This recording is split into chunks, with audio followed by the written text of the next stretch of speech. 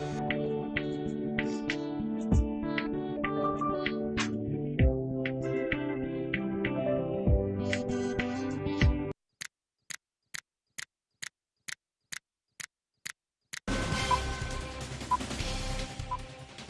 disais tantôt que la grâce, oui, mais pour parler de la grâce, il faut aussi comprendre que cette grâce est liée à un être, à un personnage, ce que le pasteur appelait le Christ, mais que l'apôtre Richard Félat-Saint-Eudes appellera la Christologie, un concept gaillard, un concept flou, un concept quelquefois on est perdu, on ne sait plus exactement où est-ce que l'apôtre veut nous emmener. Et aujourd'hui, une fois de plus, comme il l'avait fait dimanche dernier, il va essayer de répondre à nos questions. Mais avant cela, vous savez, le numéro est affiché. Vous pouvez donc appeler, envoyer un SMS ou envoyer, écrire par WhatsApp.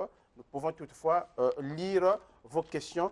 Apôtre, tout à l'heure, dimanche passé, en vous écoutant, vous disiez clairement que le Fils devrait repartir, un truc comme ça là. Et vous affirmez que Dieu est à la fois au ciel et sur la terre. Et pourtant, vous contredisez les propos de Christ qui dit que c'est lui qui doit aller vers son Père. Bien que souvent j'ai l'habitude de vous écouter, vous dites il est un metteur en scène lui-même. Il est en même temps le Père qui met en scène ce Fils. C'est bien cela. Et comment vous pouvez un peu nous remettre dans le bain sur cette question, et les téléspectateurs vont réagir tout à l'heure. Merci et bonjour à vous, à tous. Bonjour.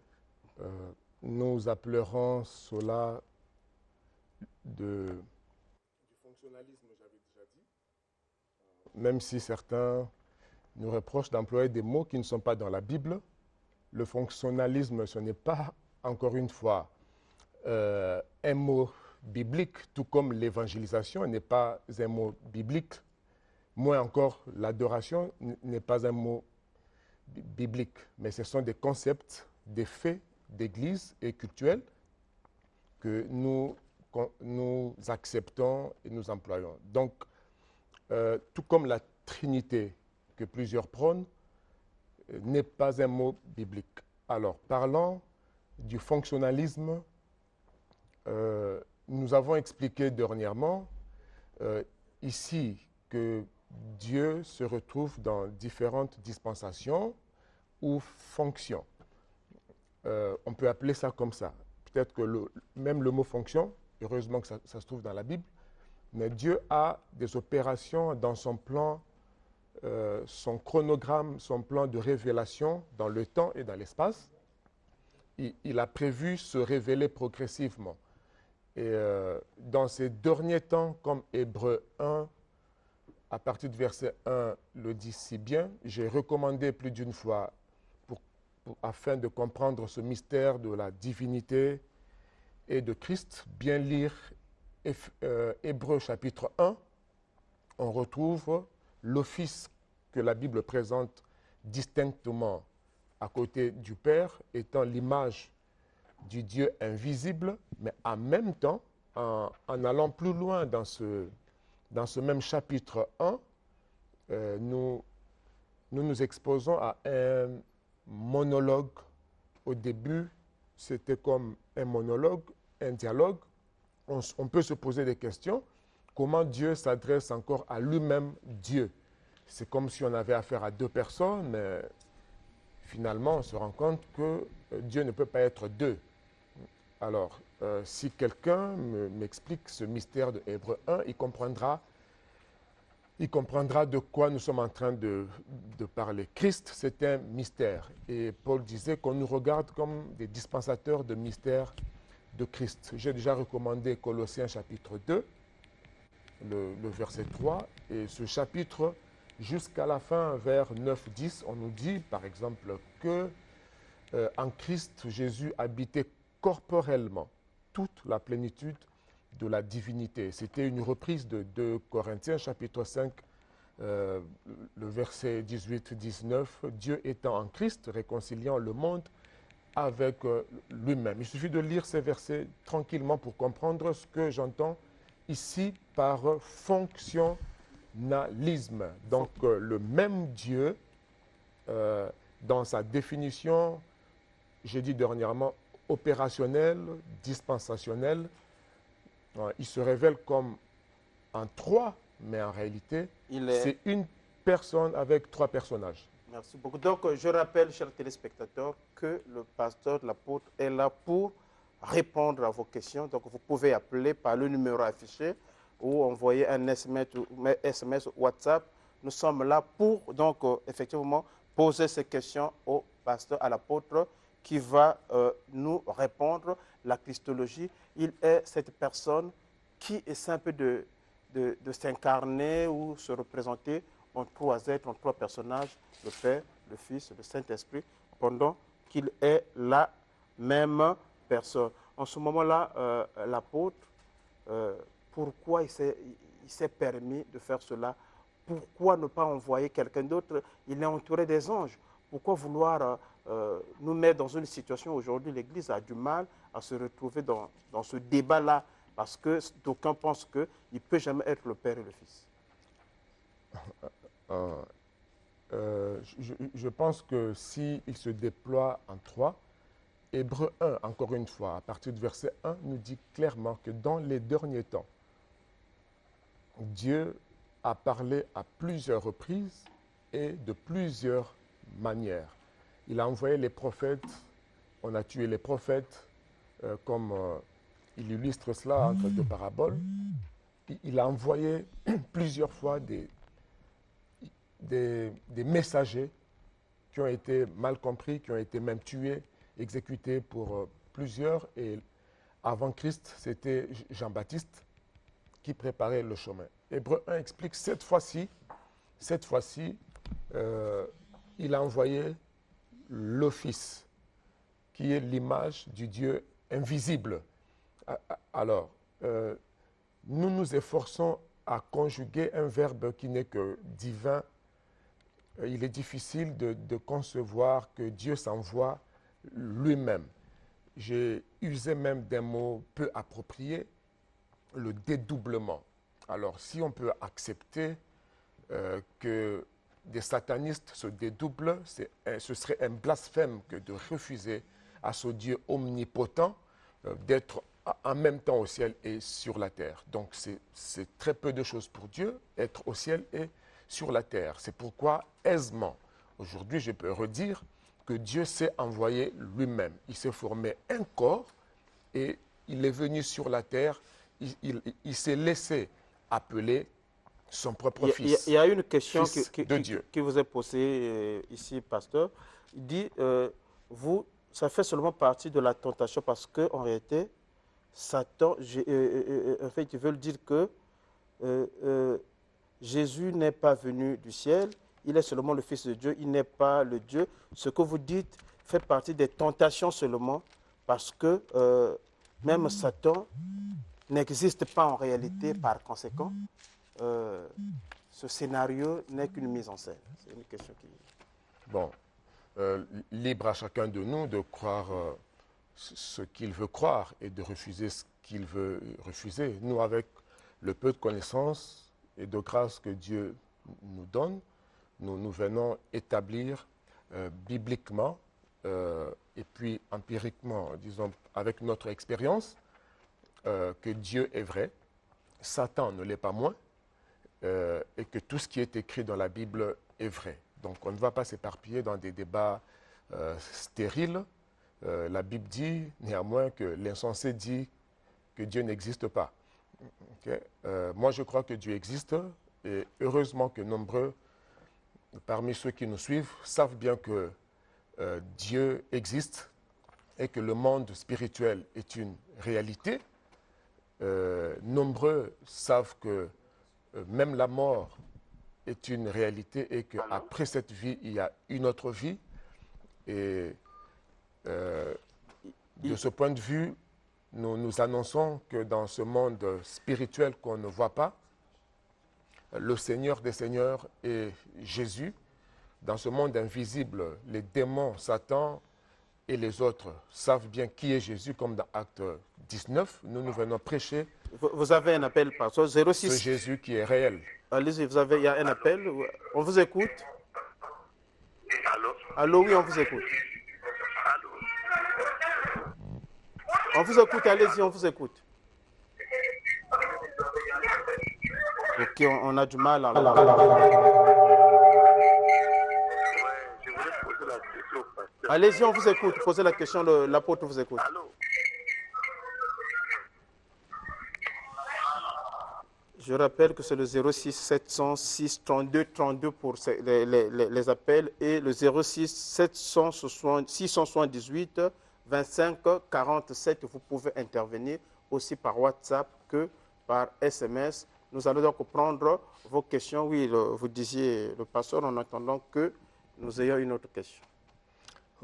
Oui, la question, Dieu existe ou pas, Satan existe ou pas, bon, déjà que ce n'est pas notre, ça ne relève pas de notre thématique, mais nous laissons, nous accordons la liberté à quiconque de croire ou de ne pas croire.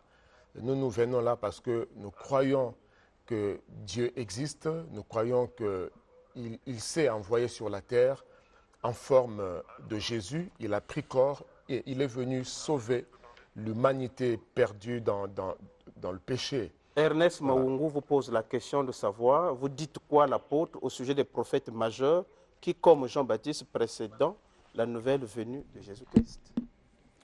Bon, encore une fois, prophète majeur, on ne trouvera pas dans la Bible l'expression majeur. Tous sont prophètes de Dieu. Certains ont eu des missions plus déterminantes dans leur ministère et en leur temps. Et si on peut parler de Jean-Baptiste, peut-être le dernier du genre qui a précédé Christ, je peux confirmer qu'il y a eu des prophètes qu'on peut surnommer majeurs par rapport à l'ampleur, à la grandeur de leur mission, de leur tâche.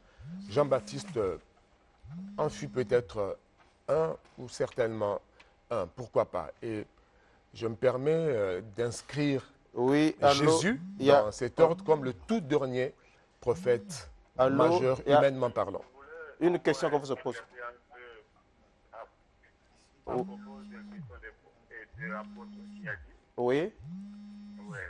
Si nous voulons retourner bien sur les Écritures, sur Exode 20, oui. Le verset 10 à 20, la Bible nous enseigne bien que Dieu, il est Dieu qui est jaloux, il n'a pas un père, il n'a pas une mère, il n'a pas un fils. Mais non, comment fait-il que non, Jésus, celui qui est même son fils, celui qui est encore le Père et celui qui est le Saint-Esprit? Non, mais pendant qu'on chrétien Jésus-Christ, il avait bien crié, Père, pourquoi as-tu abandonné? Ok. Celui qui était le Dieu, il n'aurait pas crié Père, Père, pourquoi m'as-tu abandonné? C'est ce que vous voulez dire. Ok, l'apôtre vous a écouté. Allez-y, l'apôtre. Bon. Au fait, moi, ça ne me dérange pas de répéter les mêmes choses. Comme j'ai dit un jour, je crois en la valeur pédagogique du rappel et de la répétition. Donc, ça donne droit à certains d'entendre ce que je n'ai pas dit avant. Donc, je me répète. Il est question de ce qu'on appelle le fonctionnalisme. J'ai plus d'une fois pris l'exemple d'un chef d'État comme le nôtre qui peut signer lui-même son ordre de mission comme s'il s'envoyait lui-même. Il a plusieurs fonctions, plusieurs personnages, mais c'est la même personne. Monsieur Makani veut que vous puissiez l'expliquer depuis Mououmi, comment vous expliquez Hébreux 1, verset 5 et Hébreux 1, verset 9. Qu'est-ce que vous voulez dire? Comment vous comprenez cela? Hébreux 1, verset 5 déclare « Car auquel des anges Dieu a-t-il jamais dit « Tu es mon fils » Je t'ai engendré aujourd'hui, et encore, je serai pour lui un père, et il sera pour moi un fils. Alors, j'ai déjà expliqué que ici, c'est comme si il est en train, dans ce scénario, dans cette dispensation où Dieu prend la forme du fils, il se dédouble pour accomplir une tâche, parce que sur la terre, il n'y a personne qui puisse montrer à l'humanité comment marcher comme un fils de Dieu, comment servir Dieu comme un fils, différemment de Moïse qui était fidèle en tant que serviteur. Dieu a voulu d'une relation plus profonde, le servir en tant que fils. Il fallait cette dispensation sacerdotale, mais qui passe par le lien la relation filiale. Donc, parce que Dieu est un Dieu d'amour, il est amour, il voulait plus d'intimité. Alors, il a voulu que son nouveau peuple soit un peuple filial, un peuple qui soit d'abord fils. Alors, sur la terre, il n'y a personne pour être modèle parce que, Romains 3, verset 23, tout le monde est séparé de Dieu. Lui-même, il vient comme son fils pour montrer le chemin. Allô, pasteur, il est parti, il y a eu un appel aussi et des SMS. Donc, il est son propre fils. Oui, allô, on vous écoute. Oui, poser une question au pasteur. Oui, il vous écoute. Ma question, c'est de savoir qu'est-ce que la christologie peut apporter au développement socio-économique de notre pays. Merci. Ok. Qu'est-ce que la christologie peut apporter au développement socio-économique de notre pays? Sinon de l'Afrique entière. Ah bon. Merci. L'apôtre, vous avez la parole. Ok. Je reviens sur sa question. La précédente concernait le verset 9 de Hébreux 1. Il a droit à sa réponse. Mais celui qui a été abaissé pour un peu de temps au-dessus des anges, Jésus, nous le voyons couronné de gloire et d'honneur à cause de la mort qu'il a souffert. Ainsi, par la grâce de Dieu, il a souffert la mort pour tous. Alors ici, donc, nous voyons bien qu'il a été abaissé dans la dimension Dieu. Christ qui était Dieu et en Dieu a été abaissé sur la terre dans l'humanité juste pour un peu de temps. Après, il a retrouvé sa place initiale, comme Paul dit aux Philippiens 2, lui qui était égal à Dieu, l'égal de Dieu égale Dieu. Donc lui qui était Dieu égal à Dieu a pris une forme humaine, n'a pas regardé cela comme une proie arrachée, mais il est venu sous forme humaine, il est mort de la mort la plus humiliante pour être élevé. Donc retrouver sa place, sa position initiale. Il a fini avec sa dispensation. C'est ce que veut dire ici. Il a été abaissé pour un peu de temps. Donc, vous avez une autre question là. Dans la dispensation du Fils. Il y en a trop, je ne sais pas comment vous allez faire pour répondre. Donc, soyez un peu plus succinct. Allô, on vous écoute, l'apôtre vous écoute. Oui, j'aimerais poser une question sur quand il dit que non, Jésus est Dieu. Oui, oui. Allô? Allô, on vous écoute, il vous écoute. Oui, voilà. Quand on dit que non, Jésus est Dieu. Allez-y, l'apôtre vous écoute. Oui, quand il dit que non, Jésus est Dieu. Bon, lorsqu'il était sur la croix, Jésus, bon, lorsqu'il a prié, mais pourquoi il a encore dit que oh Dieu? Donc, finalement, le Dieu qu'il a prié lorsqu'il était sur la croix, quand il a prié quel Dieu? Il a adressé une prière à lui-même, l'apôtre a déjà expliqué ça, parce que c'est un metteur en scène d'après les explications de l'apôtre. Si vous avez bien suivi. C'est normal qu'on pose toutes ces questions parce que ça défie l'intelligence humaine. Reconnaissez 1 Timothée chapitre 3 verset 16, et sans contredit, le mystère de la piété est grand. Dieu a été manifesté en chair, justifié par l'Esprit, vu des anges, prêché aux nations, cru dans le monde et élevé dans la gloire là où il était. Si l'apôtre Paul reconnaît que ce mystère de la piété est tellement grand, Dieu a été fait chair. Je ne peux pas être plus clair que la Bible. Comprenez que Dieu a été fait chair. 1 Timothée chapitre 3 verset 16. Je vous épargne d'autres versets. Acceptez dans notre petite intelligence cette conjugaison qui n'est pas humaine, que Dieu soit devenu son propre fils pour faire plusieurs fils que nous sommes. Ça ne relève pas de l'intelligence, c'est la révélation. Sinon, la tête peut exploser.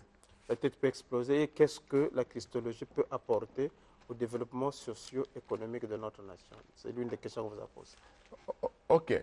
La christologie, donc si nous étudions Christ, si nous comprenons, j'ai parlé de la définition ontologique, son être, donc sa structure spirituelle, tant qu'il est Dieu, on peut le concevoir comme tout le monde, mais quand il arrive sur la terre, il tient compte de sa dimension terrestre, sa mission, son message, sa personne, ont des conséquences sociales, sociétales même, dans le cadre de l'exercice de la gouvernance. Lorsqu'on pénètre la pensée de Christ, on trouve une gouvernance sans faille. Son message est philanthropique. Vous direz que ce n'est pas dans la Bible, ça veut dire c'est un message d'amour. Alors, il annonce l'amour comme jamais, il a vécu l'amour, il incarne l'amour, il incarne le pardon, il incarne l'unité. Lorsque on présente la société dans un angle, encore une fois, christospective, voilà, vous accepterez encore ce terme. Alors, sous un angle christospectif, donc la perspective de Christ, la perspective sociale de Christ, on a une société équilibrée, on a une société philanthropique, pleine d'amour, on a la justice, comme dit la Bible, c'est la justice qui élève une nation. Et puis dans Proverbe 11, verset 11, la Bible dit qu'une ville s'élève par la bénédiction des hommes droits. Donc le message de Christ présente la droiture, la justice sociale, etc. Quand nous comprenons la Christologie, nous étudions le message, la personne, l'autorité de Christ, nous avons la véritable paix.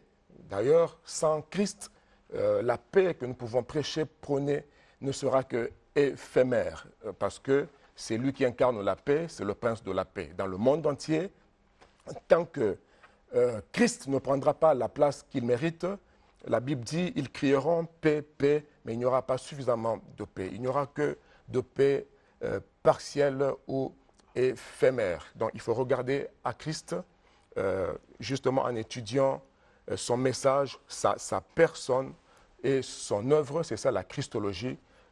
On aura une société pacifique. Parfaite, voilà. Parfaite. Et en résumé, on retient quoi de cet entretien, apôtre? Bon, on peut retenir que nous venons, on peut retenir que si Christ, pour contextualiser, si Christ était ici en cette époque et de passage au Congo, il viendrait sur Studio 210, il prendrait parole. Bien, ici, ce n'est pas l'église, mais c'est une agora. On vient ici, c'est un espace de défense d'opinion. Quand nous venons ici, nous défendons... On va prendre ce dernier appel. Le oui, message, allons-y, c'est le dernier appel. Le message de Christ. L'apôtre vous écoute, oui. Oui, mais je suis à la télé, apparemment, il ne me répond pas. L'apôtre vous écoute, allez-y. Oui, bon, ma question, elle est... Oui, allô? Allô, et il vous écoute, allez-y. Ok, ma question, elle est... Au fait, moi... Oui. Allez-y, parlez, faute de temps, on va bientôt couper. Bon, écoutez, comment aujourd'hui les gens peuvent mettre Jésus à la place qu'il ne faut pas? Pensez-vous qu'aujourd'hui, Dieu qui a créé la terre seul, Dieu créa la terre seul, sans l'aide de quelqu'un. Alors, pour sauver le monde, donc il devait envoyer son fils unique venir périr sur la croix. Quelles conditions? D'accord, l'apôtre vous a écouté. Okay. Il va tenter de répondre, ce sera la dernière question. Ouais, je réponds encore une fois avec Hébreux 1, je lis à partir du verset 8. C'est Dieu qui dit au Fils. Dieu le Père dit à Dieu le Fils. Mais il dit au Fils, verset 8, ton trône, ô Dieu, est éternel. Le sceptre de ton règne est un sceptre d'équité. Tu as aimé la justice, haï l'iniquité. C'est pourquoi, ô Dieu, ton Dieu t'a oint. Donc Dieu s'adresse au Fils. Si Dieu le Père déclare que le Fils est Dieu, moi si je doute, c'est un blasphème. Ce n'est pas moi qui ai écrit. Dieu le Père dans le ciel, il déclare au Fils, ô Dieu, ton Dieu qui est dans le ciel, te oint, toi qui es sur la terre. Il dit au verset 10, toi Seigneur, c'est Dieu qui appelle le Fils Seigneur. Toi Seigneur, tu as au commencement fondé la terre et les cieux sont l'ouvrage de tes mains. Ils périront, toi tu subsistes. C'est Dieu le Père qui déclare au Fils que toi, Fils, au commencement, c'est toi qui as fondé la terre. Et la terre que tu as créée passera, mais toi tu subsisteras éternellement. Et il déclare qu'ils périront, tu les rouleras. Et il dit que tu es différent de tes égaux. Donc il y a des gens qui s'appelleraient Christ. Il y a des gens qui s'appelleraient aussi Dieu sur la terre. Mais la Bible distingue, sanctifie Christ. Lisez 1 Pierre chapitre 3, verset 15. On nous demande de pouvoir nous défendre devant quiconque nous demande l'objet de notre espérance et de notre foi. Donc nous venons là pour défendre Christ qui est Dieu fait chair, par lequel le monde doit être sauvé et obtenir le pardon de péché. C'est valable pour vous qui nous écoutez. Au-delà de tous ces mots peut-être compliqués, retenez que nous sommes en train de vous annoncer le pardon de Dieu, le salut par Jésus-Christ seul, la délivrance. Pas seulement la délivrance comme ça pour aller au ciel, mais vous avez des problèmes, vous ne dormez pas bien, vous êtes en proie à des esprits mauvais. Nous ne sommes pas théologiens au sens dogmatique, mais nous étudions Christ et nous annonçons sa puissance là où vous êtes. Si vous croyez et vous nous appelez, peu importe votre problème, si vous croyez que nous parlons de la part de Dieu, la délivrance, la guérison que vous attendez, reste disponible. Que Dieu vous bénisse. Si vous avez dit si vous nous appelez, oui, ça sera au 06 903 51 14. Que ce numéro vous serve. Que Dieu vous bénisse. Ok, merci apôtre pour ces enseignements et nous profitons de cette occasion pour souhaiter joyeux anniversaire à Doris Gelso Desi qui fête ses 9 ans d'âge, qui est la fille unique de sa mère Doris Inolonte qui est et de son père Pekos Nzinga. C'est donc la fin de questions-réponses du 210. Continue tout à l'heure avec le journal des religions.